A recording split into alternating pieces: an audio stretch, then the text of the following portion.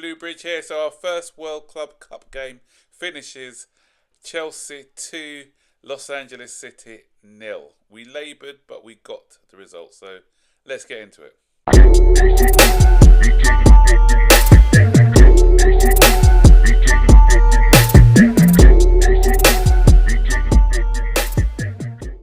Hey guys, I haven't been on for a while. I've been busy sorting things out, trying to book a holiday, which I'll be going away in a couple of weeks' time. I was going to do Dubai, but luckily I didn't because flights were called off. I think flights are back on again, but decided against that anyway. So off to Gran Canaria in a couple of weeks' time. So I'll be watching the final out there. Hopefully Chelsea will be in it. Don't know. But Maresca seems to have this lucky charm wherever he goes. We got beat the other day against Flamengo. I didn't report on that match. Shambles of a game. First half we were okay. Second half we just lost it. Back post conceding all the time at that back post, and that's a worry for me because even against the Tunisian side, Esperantos or whatever they're called, the other day. There were vulnerabilities when they were crossing it into the far post, but they didn't have any decent players to capitalise on that. But touching on that game a little bit, standout performances for me. Once again, every time I see a Chompong, I just feel this is a player that we can't mess up his development. So for me, I don't know how the manager is seeing it. Obviously, he's a manager, I'm not, but I can't see how someone like Malo Gusto is ahead of him in the pecking order. For me, he's comfortable in all positions. He's a better, when he moved over to the left side, he looked better when he was playing in the middle. He understands that role.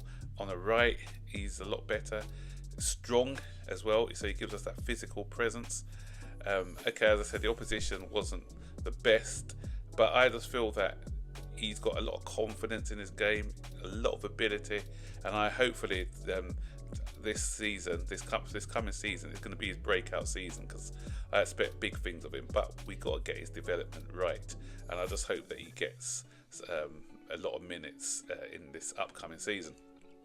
And the other one who deserves a mention is obviously Liam Delap, and he took his goal well, and I saw some people criticising the goalkeeper there, but if you look, he showed the keeper the eyes and he just slotted it in the opposite direction. So I don't think the keeper was at fault. I just thought it was just a good finish, and it's good to have a out and out number 9, somebody who you can hold up the ball, somebody who's always giving defenders a hard time, somebody who's shooting on sight.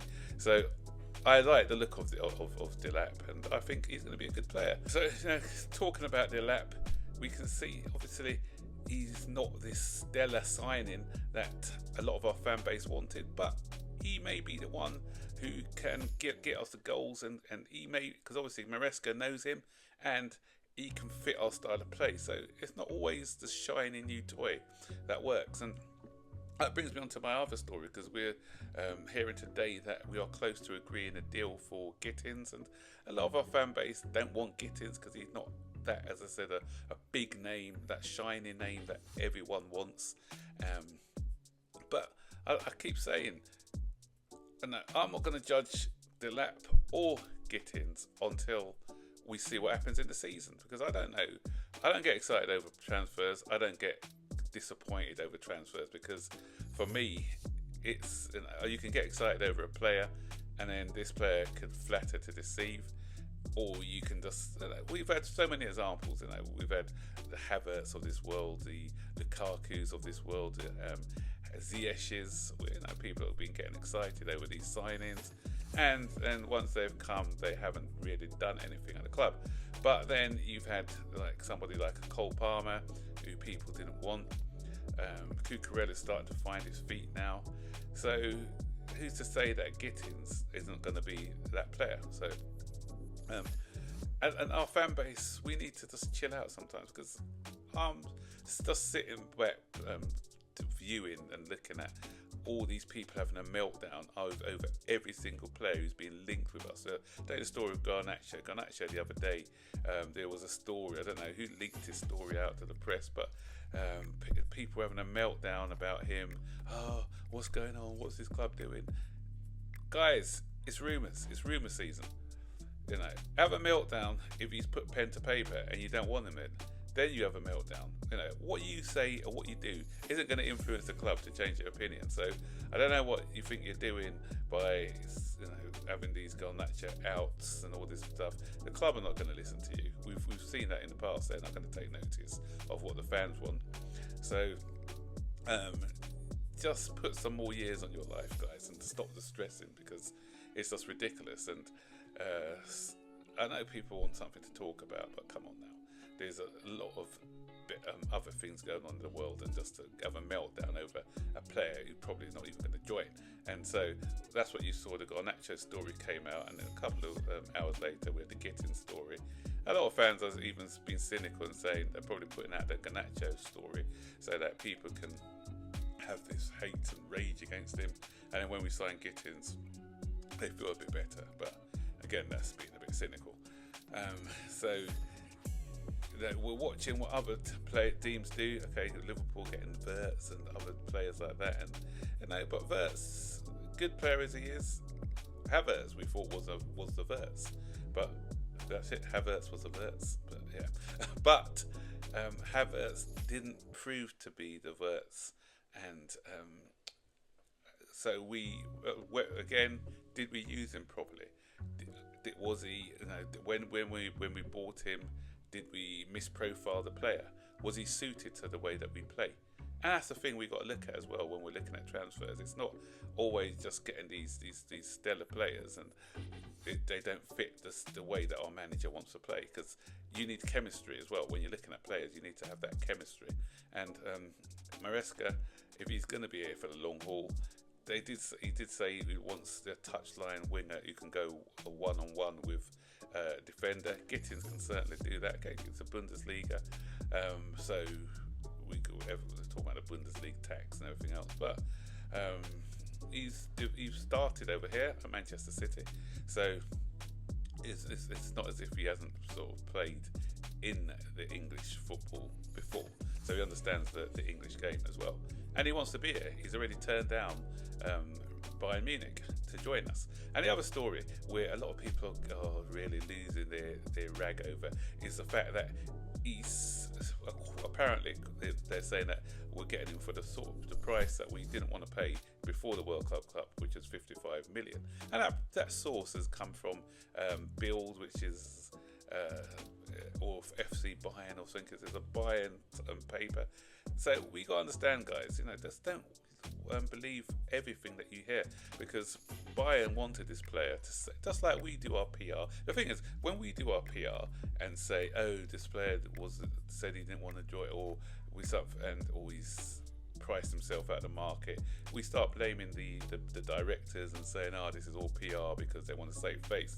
But when another club is doing PR, you lap it up, because a lot of people hate the owners and so much that they just lap up anything that makes the owners look bad. Keep saying, I've had my issues with the owners, but I try to be a bit more balanced than a lot of people, and I'm not going to be just knocking them all the time. If we, at the end of the transfer window, if it does prove to be underwhelming, if the players bought in through their scouting do not perform, I'm going to have a go at them, yeah. But there's no point in doing it until we see how we perform, what happens. Because at the end of the day, we're not scouts. If we were, we won't be doing the jobs that we're doing now. We'll be scouting for clubs, like we'll be in the football industry. And a lot of the people who are talking are not in the football industry, so they're not qualified. It's just like me criticising somebody who works in accounting, for instance, when I've got no experience of the accounting world, so I'm not going to be saying what they're doing. They don't know what they're doing or whatever. Of course they know what they're doing because they're qualified in that position. So looking forward to seeing how Gittens gets on at Chelsea. if the move is, it's not signed, sealed, and delivered yet. It's very close from all accounts, and the big journalists are reporting on this story, so there's some legs to it. But you know what Chelsea are like; they could mess it up.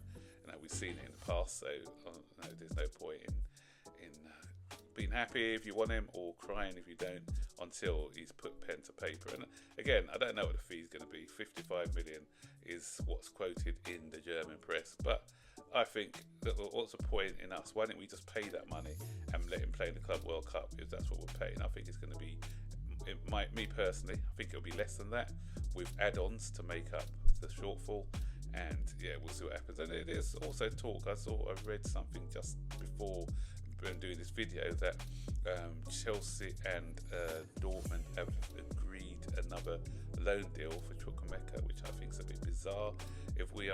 We should have done a Liverpool-style deal, because Liverpool get Wirtz and then they sell Kwanzaa for 30 million. We're in no way worth 30 million at the moment.